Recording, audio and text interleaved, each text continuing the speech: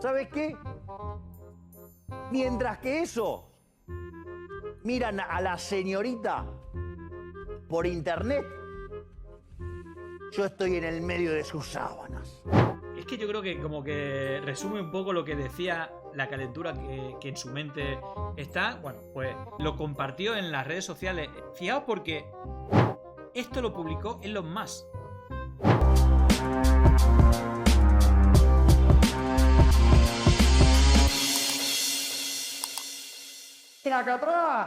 Vamos a analizar, no vamos a ver el discurso completo, pero vamos a ver un poco las reacciones. Más que el discurso, que de hecho, bueno, es el mismo discurso que hizo hace 5 años en una charla TED, lo ha copiado prácticamente tal cual, y tanto en la derecha como en la izquierda, la verdad es que han flipado bastante con todo esto. El discurso de Javier Milei en Davos fue uno de los más vergonzosos que escuché de un jefe de Estado argentino en el exterior. El infantilismo en la argumentación, las contradicciones, los datos falsos, los enemigos invisibles. El mundo no debe poder creer lo que ganó las elecciones en Argentina. Bueno, hay un montón de tweets como esto. Luego hay una cosa que yo he resaltado, que gente también se mueve ahí, aparte de la élite económica, política. Precisamente Sergio Sarmiento, podéis buscar cosas que hemos publicado de Sergio Sarmiento, que es el presidente de una fundación de Dallas Network, Caminos de la Libertad, Camino hacia la Libertad, algo así, del grupo Salinas, que controla diferentes medios, TV Azteca, el medio Reforma, son como los medios de desinformación contra AMLO, contra el presidente. Y aquí lo veis, precisamente esta cuenta, ¿no? Revista Migala. Le recuerdo que Sergio Sarmiento es parte de Dallas Network, organización de Estados Unidos que financió muchos años la carrera mediática de Milei. Y Saskia es un whitey second oportunista que fija interés en los presos para avanzar en la agenda de las cárceles privadas de su papá. Bueno, este es el encuentro, ¿no? Vamos a hacer anfitriones en México de la Mont Pelerin Society en 2025. Ahí está, me tienen que sumar a la Mont Pelerin. Ya decidimos que vas a venir. Mira, aquí está Walter Russell Mead. ¿Te acuerdas de él? Ahí veis los halcones yanquis poniendo ahí pasta con sus lacayos en América Latina para quedarse con los países. Escribió un artículo maravilloso sobre ti. La Weinstein Society. Wall Street Journal. Hace el 8 de diciembre, me acuerdo, porque leí el artículo con mucho gusto. Bueno, ahí vemos el Sergio Sarmiento. Bueno, no sé si el Milei, porque él se ha dedicado a medios de comunicación. Pero bueno, dentro de estas fundaciones en las que hablamos, bueno, estaban prácticamente todos ahí. Fijaros porque este discurso ha sido criticado en la derecha. Es decir, en La Nación, vamos a ver algunas de las cosas que han dicho en papel. Pero fijaros que en La Nación, que es como medio de derecha macrista, bueno, decían estas cosas respecto al paso del señor Milei por Davos. Perdió una oportunidad histórica repitiendo una charla TED que había dado hacía 4 o 5 años ya, palabra por palabra, que por otro lado es una charla TED que es una pavada, porque él insiste en este muñeco de paja de llamarle socialista a todo el que piensa distinto que él. No tiene ningún sentido ir a hablarle a los principales actores económicos del mundo de socialismo y capitalismo. Más o menos es como si a mí me invita La Nata para ir a su programa de radio y yo le quiero hablar de la historia del periodismo. Es entre rosa, entre la falta de oportunidad y la falta de respeto. No se entiende qué fue a hacer a Davos. Esto es lo que dicen y yo diría que incluso lo suavizan porque fijaos cómo realmente la cuestión es que, vamos a verlo, es decir, no lo cuento yo, lo vamos a ver, cómo prácticamente copia una charla que dio hace 5 años, en 2019, ¿vale? Dice aquí, todos dicen que lo de Milei hoy en el foro de Davos tenía tan bajo nivel que bien podría ser un discurso para una charla TED.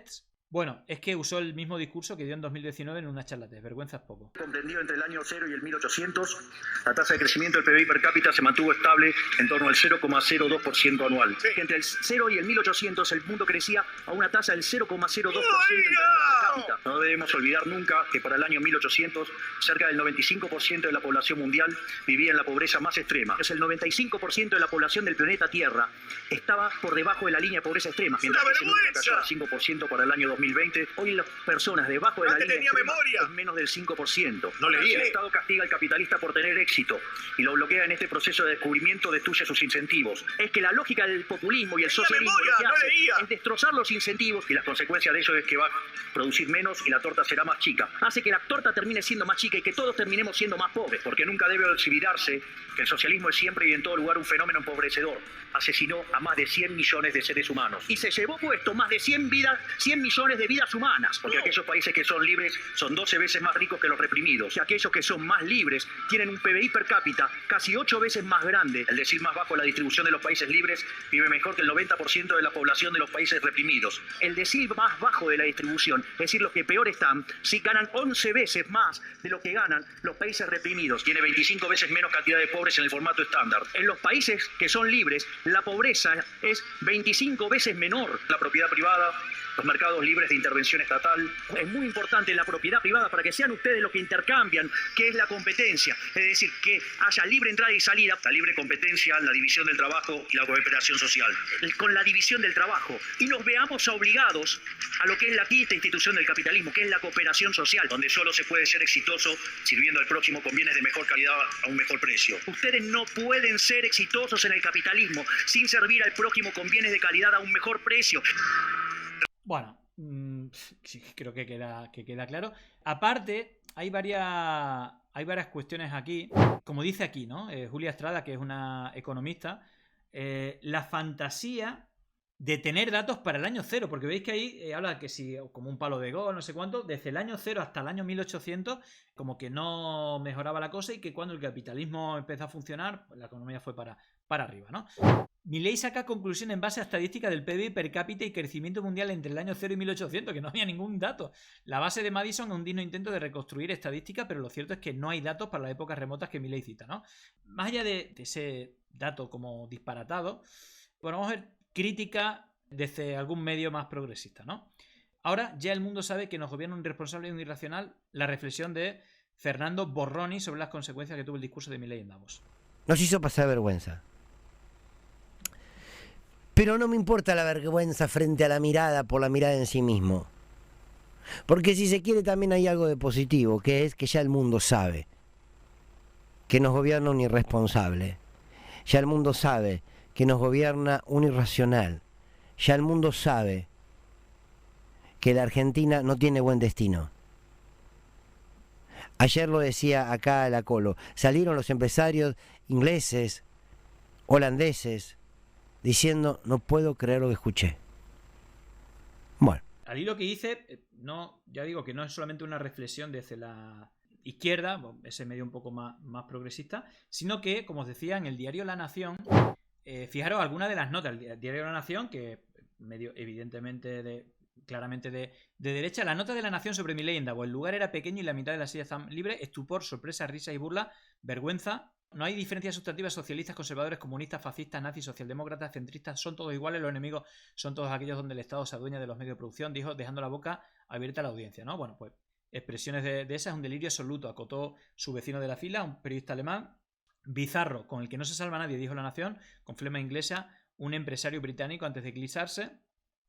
Bueno, digamos que ha habido mucha crítica por parte de la derecha, que ese no era el discurso para ese espacio, más allá de que hubo, evidentemente, una copia de discursos anteriores suyos, que bueno, eso ya creo que puede ser una falta de respeto. Amnistía Internacional de Argentina, estamos de acuerdo con algo de que dijo el presidente en Davos, la evidencia empírica es cuestionable. En esta línea respondemos a algunas de sus declaraciones más desopilantes y que ignoran justamente eso que él mismo invoca. Bueno, abrimos hilo. Ahí hay un montón de cuestiones, ¿no? Criticando pues, las falacias que ha ido diciendo, pues más o menos, poniéndose como mesía y bueno, insultando, llamándole comunista a todo el mundo. Y el Estado, ¿no? Que hay que hacerlo desaparecer, que los grandes figuras son los economistas, que gracias... los empresarios, que gracias a ello pues tiene progreso el mundo, y que los estados hay que hacerlos desaparecer y no seguir la Agenda 2030, el globalismo y los estados y los parásitos que hay en el estado, ¿no?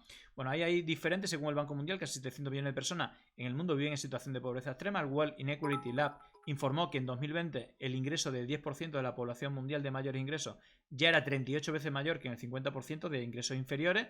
Así que otra cosa, aparte de esa economía que ha explotado datos macroeconómicos, lo que es cierto es que los ricos cada vez son más ricos y los pobres cada vez son más pobres, es decir, que la desigualdad también aumenta, y es decir, que no solamente los datos cuantitativos, sino que es importante los datos cualitativos. Bueno, ahí hace todo un análisis con un calado un poco más social, por si os interesa, criticando los disparates que ha ido diciendo, las falacias, ¿no? que soltó ahí. También, bueno, una línea muy ideológica, habló, digamos, contra el feminismo, contra el aborto, contra la justicia social, bueno, un poco lo típico, y hay un hilo largo en respuesta de Amnistía Internacional, Pero donde yo me quiero centrar es en esto, ¿no? Porque es la cara B de este señor que es muy oscura. Fijaros cómo Javier Milei en sus redes sociales lo que hizo fue publicar esto, donde compara la gente que lo está viendo a él, que evidentemente tuvo mucha expectación y que, bueno, tiene uno de sus puntos fuertes. Son las redes sociales, los bots que usan, su relación con Elon Musk. Bueno, imaginaros, Elon Musk y él presumían que su entrevista tuvo más de 500 millones de visitas, el récord histórico. Evidentemente, si Elon Musk es su socio, ya le ha dado Starlink dentro de la gestión del Internet en la Casa Blanca, habla de que llegue a toda Argentina. También se está hablando del litio que lo gestione Elon Musk. Es decir, que hay ahí una sociedad evidentemente clara. Y luego la otra, la de desinformación, o que ciertos contenidos tengan más impacto que otros. Elon Musk está a tope, como vamos a ver ahora.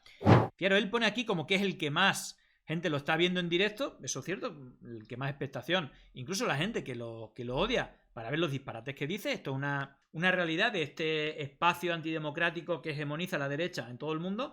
Lo de llamar la atención, difundir bulos, insultar. Bueno, la técnica un poco de Milei genera atención, y en el mundo de la industria de la atención, donde hay tantos estímulos y donde ya ganan, cuando generas la atención de la gente ya estás ganando. Entonces, bueno, pues un elemento importante. Ahí puede una parte importante explicar esto, pero también de sus socios, que no son la parte de abajo, sino que son élites económicas, como el propio Elon Musk, que dirige una plataforma importante como es esta, y donde veis no solamente reseña eso, sino que le da like a su vídeo y le da unlike al vídeo de los otros dirigentes políticos, ¿no? Donde también está Pedro Sánchez, Macron, etc. Bueno, esto es como enfermizo, el tipo que, fijaros, ¿no? El momento con el tema de los likes, este momento que se hizo súper viral, que, bueno, también cuestionó de la cordura de este señor, precisamente dando la importancia que tenían los likes. Frente al anuncio de Bullrich, yo posteé un meme. Sí. Sí. Se te rieron. El león con el pato. Hago una pregunta. ¿Alguien vio las métricas de ese tuit? A la cantidad de gente que lo vio. Tiene más de 250.000 likes. Eso es lo importante. Tiene casi 16 millones de impresiones. Solo en mi cuenta de Instagram, el posteo tiene 1 millón de likes. ¡Ey! Pero no son votos esos, Javier. Claro. No, para. Espera. Lo que quiero decir es, así como hay un salame o 3 salame opinando desde una computadora, ¿sabes qué? Mientras que eso miran a la señorita por internet, yo estoy en el medio de sus sábanas. Bueno, fijaros, porque no solamente por el tema de los likes, sino por esa... No sé lo que quiso decir ahí, como que mientras los pajeros me critican en su cuarto, sus redes sociales, y ven, chicas de contenido erótico, yo estoy en sus sábanas, ¿no? En las sábanas de las chicas, debe ser. Fijaros porque... No sé lo que pasa por su cabeza, ¿no? La verdad es que es complicado, pero fijaros las cosas que hacéis. Algo que, aparte de esto, ¿vale? Como fiarse mucho, ¿no? El tema de las redes sociales. Fijaros que a esto le dio like. Esto lo publicó.